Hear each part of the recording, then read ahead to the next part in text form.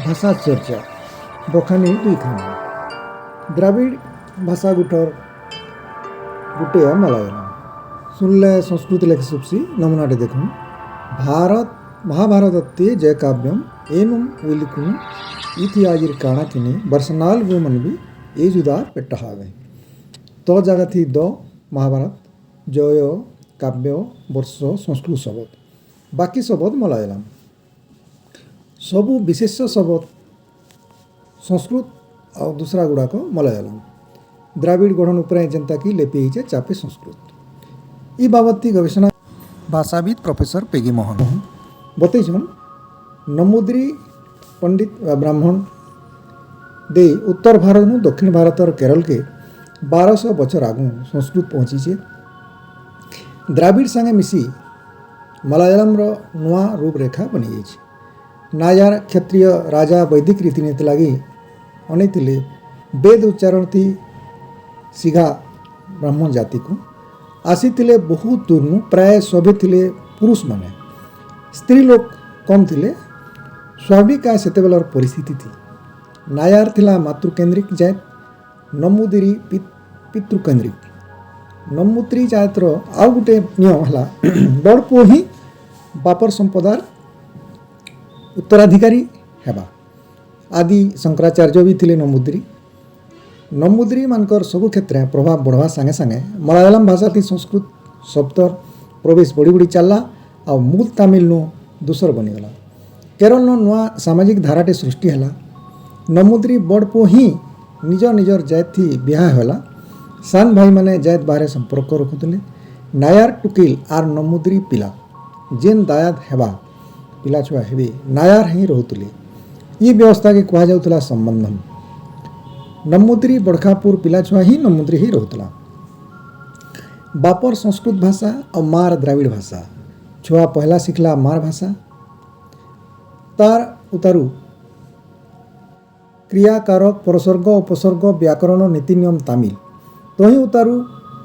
बापार भाषा संस्कृत मुख्य भाव विशेष शब्द सब भाषार यात्रा थी विशेष शब्द सहजे गति करसी से जोर से माड़ी जासी फैली जासी जेनता इंग्रेजी शब्द सभी जानसन वाक्य सहजे ना जानन हे धारा थी तमिल राज्यर पश्चिम दिगे नुआ भाषा है मलाई आलम गिरी प्रदेशर भाषा नमुद्री जात प्रसारित हेले तहिर संगे मलयालम थी भरी है संस्कृत शब्दर रूपरेखा प्रकृत भावे माँ स्थानीय भाषार और बापा बाहरी स्थानर भाषा कौतुबर परिस्थिति केतनी केते देखबा के मिलसी भारतर भाषा इतिहास थी मनुष्य गुट गुट हे बढ़ुला फैलुला जीविका लगी धर्मर लगी राय जितबार लगी सुरक्षार लगी ई देश के आर्य आई जवान आई तुर्क आई मंगल आई यूरोपियन आई देश बाहर देश भितर हेन्दा गुट गुट आर्य भितर फिर गुट गुट ई धारा थी देखा जाइए घोड़ा थी हाथी थी रथ थी डंगा थी ऊट थी समाजर अंडरा लोग पुरुष लोग ही गति करिछन परिवार गढ़ीचन नुआ जगार समाज संगे संपर्क रखीछन अर्थात प्राय परिस्थिति थी मार भाषा और बापार भाषा अलग अलग थी अनेक पीढ़ी जन्म होइछन नुआ भाषा सृष्टि माध्यम होइछन प्रोफेसर पेगी मोहन कहसन जे वैदिक मनुष्य उत्तर पश्चिम थू भारत के आला समय के सेन द्राविड़ लोग ही थिले धीरे धीरे दक्षिण आड़े निजर सुरक्षा लगे गति कले वैदिक संस्कृत द्राविड़ मूर्धन्य वर्ण पाला तार आगुनु अन्य इंडो यूरोपियन भाषा बागीर दंत्य वर्ण समांतराल वर्ण क्रमटे नाई थाई अवश्य ई मतामतटा विवादित है संस्कृत शब्द अयोध्या प्राकृति अयोध्या दूसर भाषा थी अवध औध अयोध्या गुटे जगह भिन्न भिन्न भाषा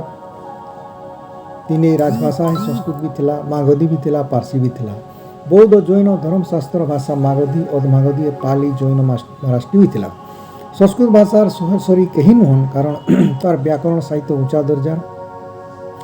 पाणिनि और दूसर व्याकरणकार माने एंता सूत्र बते जाइछन जेनटा संस्कृत आय और निर्मल पाइन बागिर फटी दिसुछ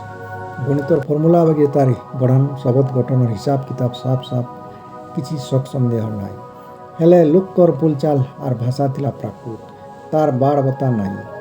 सेतिर लगी बाहरला नुआ नुआ भाषा 500 बछर तले परे पारसी राज दरबार भाषा थिला पार्सी नु उर्दू और तार प्रभाव थी हिंदी भी बाहरला स्थानीय भाषा के नहीं करी इंग्रेज माने पार्सी जगह थी हिंदी के महत्व दिले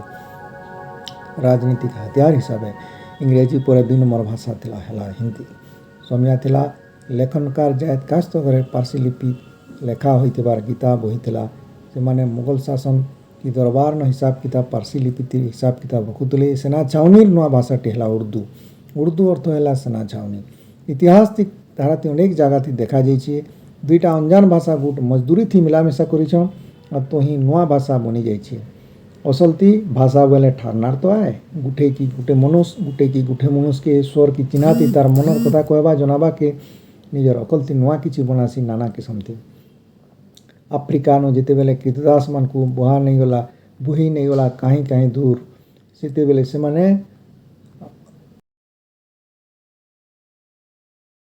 केते दूर जहाजे पाइन थी गुटे महादेश नु आ गुटे महादेश की जाइछन केनु कुसेर चाष हेबा तो केनु कपा चाष हेबा केनु जंगल गच कटा हेबा तो केनु कारखाना बना हेबा केनु कोयला खान कुड़ा हेबा तो केनु पहाड़ फटा हेबा यूरोप रो लोग बेटीछन अफ्रीकार लोग के इंग्लिश फरासी पोर्तुगीज भाषार लोग अफ्रीकार भाषा अर्थात निग्रोर भाषा नहीं जानी तार संगे शासकर बड़ भाषा थिला हिंसा अफ्रीका तो महादेश है गुटे भाषार कृतदास और गुटे भाषार कृतदास के भेटुसी दुहे दुईकर भाषा बाबदे अनजान बड़ा कष्टे बाहरी से बाट बनी छे नुआ नुआ भाषा ई धारा थीन आमे निजर भाषा सृष्टि बाबदरे गवेषणा करि पारमा पेगी मोहन कर दिया जाइथिबा मतवाद के आधार करी आमे किछि नुआ विचार आमर भाषा ऊपर दे पारमा धन्यवाद।